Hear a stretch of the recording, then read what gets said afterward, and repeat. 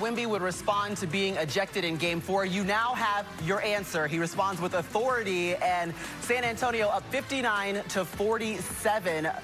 Here's your game you can trust, presented by American Express, and Wemby is the first player this postseason to have 20 points and 10 rebounds in the first half, and he's got 21 and 11. I mean, the first 6 minutes, we looked up, he had 16 points and 5 rebounds on 6 of 8 shooting. He went 2 for 3 from 3, so we should have known that this is exactly what we were going to get at halftime. Welcome back inside the studio, Maria Taylor, alongside the Hall of Famers, Tracy McGrady, Vince Carter, and Carmelo Anthony. And let's get straight to what we saw Wemby do, really making a statement in that first half. And a statement is what he was doing, and I think he was motivated, but I hope he understood that they were going to come after him, and he responded. How did he respond? He said, I have you on Wemby Island. I'm going to get into the paint, half spin, show you the ball, the T-Mac show with the ball, step through here. I get into my bop, show it, with the left finish. And here's another one, just getting into the paint with the in and out, recognizing the double team, and respace like a guard. Catch and shoot, hold it. And not only is he on fire, flex on a big fella. Showing, I'm about that.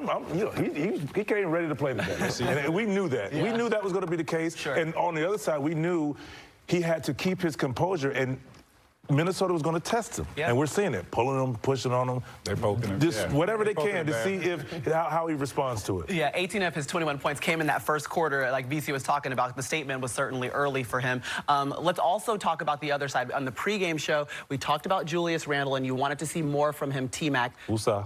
What have you seen so far in the first half? Usa. I said it calmly so you could be calm. Usa. We need Julius Randle to be Julius Randle. And Mel was like, you know, what Julius Randle going to show up? Well, the one that showed up the previous 3 games where he scored 12 points. We don't need him. We need game 1, Julius Randle. And these are bailout shots. Y'all are not making threes. Ant-Man is on one leg, your best player, and he's putting forth effort in this series. Were you the next guy up, Julius Randle? What are you going to do about that? How are you going to help your teammate, your superstar player? Because you have that ability, and that's being aggressive, right? Getting downhill, making a mark on this series. And we haven't seen that since game 1. And this team needs you. Nobody's really playing well, right? Yeah. And they should be encouraged, because you're only down 12 points after not having a not-so-good first half. But Julius Randle, my guy, you have that ability. You have that skill. It's a mindset. Put your imprint on this second half, young fella. Let's talk about more ways he can do that, Melo. Let's go. We watching the game, so I understand where Mac is coming from, and this is something that he's been talking about throughout this whole playoffs and this series in particular, of how you implement yourself into the game. You can't wait and allow Ant to just figure it out for everybody else. Julius, you have to go get it. You have to assert your dominance inside the paint. Wemby being back alters that, right? Because last game, they was attacking the paint. They had a major paint presence. This game, they don't. So now you got to figure out other ways to get yourself going, get easy baskets. Go get some offensive rebounds. You out in transition. Set some picks, pop, roll. I think you have to figure this out mentally. Yeah, post up below the free throw line, man. Get the ball at the elbow, right? Like, there's so many areas you could operate on the floor. And when Wemby is out of the game, please take advantage of that. It's go time, Well, listen, Julius Randle, 21 points in game 1. He has had 3 straight games with 12 points. He's halfway on his way to 12 with just 6 so far in this half. But Anthony Edwards doing all he can, just 8 points in that first half. Still plenty more to play in this. No denying the impact of Victor Wembanyama. San Antonio is 7 points better by plus-minus when Wemby's on the floor. And 2 of the Spurs' 3 losses this postseason have come in games he exited early. But one of the guys who picked up the slack after Wemby's ejection last game was the rookie, Dylan Harper, who actually spoke with Zora Stevenson earlier this evening. Dylan, first playoff run, how have you been able to have such a big impact? Trusted in myself. I think coming out here, the biggest thing for me was just how do I make it feel like a regular game for me, and just coming out there that same energy and intensity. So that's been the biggest goal for me. After game 4, Ant told me that he told you during the game that if he had his legs, he would have dunked on you. He said it with a smile on his face, of course. But what have you learned about trash talking in the NBA these last few weeks? I mean, I think playoffs, it rises up. I mean, this guy take the good with the bad, you know, come out here. All I'm worried about is getting the win. So, I mean, all the trash talk back and forth, that's just the competitive that we all love to do. What'd you say to him back? You had to say something, though. I said, good thing you got your legs. So, I mean, Fair enough. And speaking of legs, how are you feeling? Are you going to give it a go tonight? We still going through the process, but I mean, it's warmed up. I feel pretty good out there. Appreciate the time. Thank you. All right, the rookie out of Rutgers, he leads all players in points scored off the bench in these playoffs. He's ahead of two Timberwolves, who you're actually going to see tonight as well, Naz Reid and Ayo Dosunmu. And VC, he has certainly been putting on a clinic, coming off a 24-point game in Game 4. He has, and he's averaging 15 points in this series, shooting 55%. But his ability to rebound, start the break, you see under control, 1, 2, 3 guys, but at the same time, very confident in who he is, and he gave him that 1-2 step. Here, patience again in the pick and roll. I can't get all the way downhill, but you know what I have? T-Mac, we talk about this a lot, the mid-range. Using the mid-range, understanding, yes, sometimes I can't shoot the three, get the mid-range. Now I see a guy a little too small for me. Big body, get to the glass and finish. He sees the open court. He's very capable of scoring by himself. Here's another one. This just 4 guys, but he sees light at the end of the tunnel, goes right at a great defender, float with the right hand in transition. Should have been an and one call. He's just playing with a lot of confidence. And when you have a young guy playing with confidence that you can rely on your bench in playoff situations like Wemby's out, I mean, a lot of people sit back and say, I don't know what's going to happen. Who's going to step up?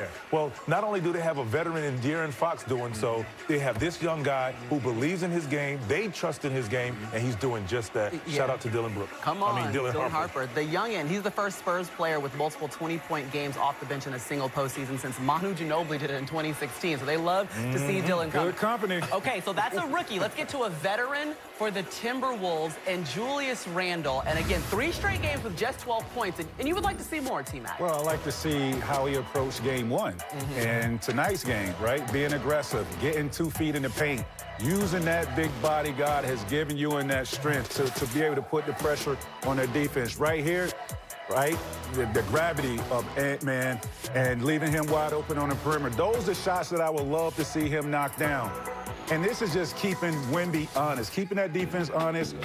3-point shot right there in the corner, making him come out, will open up the drive. And this is just Julius Randle. This is utilizing that big frame, getting into the paint, pulling up for that mid-range. And right here is just the recognition. Backdoor cut, caught Keldon sleeping right there. Again, if they want to win this game in San Antonio, it has to be an impactful game from Julius Randle. And I'm not talking about him scoring the ball, but scoring adds to that. But just having his imprint, whether it's getting rebounds, pushing down, making plays for his teammates, getting 2 feet in the paint, finishing. But he has to be efficient and he has to be aggressive for these guys to win in San Antonio tonight. Yeah, you're speaking of that game 1. He had 21 points, 8 of 20 shooting, and 10 rebounds over the last 3 games. Like I said, those 12 points. And he's coming off a 6 turnover game in game 4 as well. Obviously, Timberwolves able to overcome that a little bit. And we were talking about, you know, opportunities and scoring opportunities of how you can find those different ways of scoring. And we talked about it the last game. It's like, you have to do something different. Don't get him a steady diet of what you've been doing the last 3 or 4 games. Mix it up, right? And that's getting out in the transition and running and positioning yourselves, right? They haven't seen that from you. So hopefully, you know, as we're talking up here, like we thinking these guys are listening to us, that is some advice that I think can help him. I think they are. They might be sitting somewhere because sometimes you guys say things that we see happen in the game. But listen, it's a completely different game when Wemby is there. For Julius Randle to be effective, he would have to do what in this game? Well, we don't know what Julius is going to show up today. Like, you know, in order for him to be effective, we need the Julius Randles who was robbing to Ant-Man. And if he shows up with that aggressiveness, I'm not saying make every shot and shoot every shot, but his aggressiveness and the mindset that it takes to go up in this arena up against a angry Wemby, you know, who's mad about the ejection. I want to see Julius Randle put his imprint on this basketball game. To T-Mac's point, how do you get yourself going? How do you get out of having 2, 3, 12-point games in a row? You get out in transition. You run the court. You got to work extra hard to get out of whatever that mindset is. So I want to see him run the lanes, get some early duck-ins. When Wemby is guarding somebody else, I want to see you get some early duck-ins in the early offense. I was going to say. Head just shaking. I was like, that's what I was going to say, because that's one thing we kind of yelled at the TV, the screen last time. Is like, okay, if the shot is not going on, got it. Oh, my God. Y'all got it. Thank you, guys. Oh, my God, look. Thank Edwin. It's a party. It's a party. This is a real question. Are y'all sick of me? Like, May, y'all feel like it's like Mother's Day, it's a birthday. That's a lot, T-Mac. No, that's good. That's a lot of taking your shine. Happy birthday. No, it's yours. Happy birthday. Maria's month, you know? It's Maria's month. And y'all are just living in it. We just here. Hey, make sure y'all give me a candle. Y'all gonna sing during halftime? Come on, Jules. Yeah, we'll do the halftime. Show us tonight. We got a surprise for you. You do? Another one? Yeah, we coming on. Somebody coming out. Okay. We got somebody for you. Not yet, though. Somebody coming out. Okay. I was like, who's coming out? Later on. Listen, guys, I've had to spend Mother's Day and my birthday here with y'all. We're going to have 2 more birthdays on this show. Yeah. This one and that one. Yeah, they're coming. Both of their birthdays are going to happen during the Western I Conference expect big Finals. things. 49 and I expect big things. 45. Geminis. How old you turning, Mello? Gemini.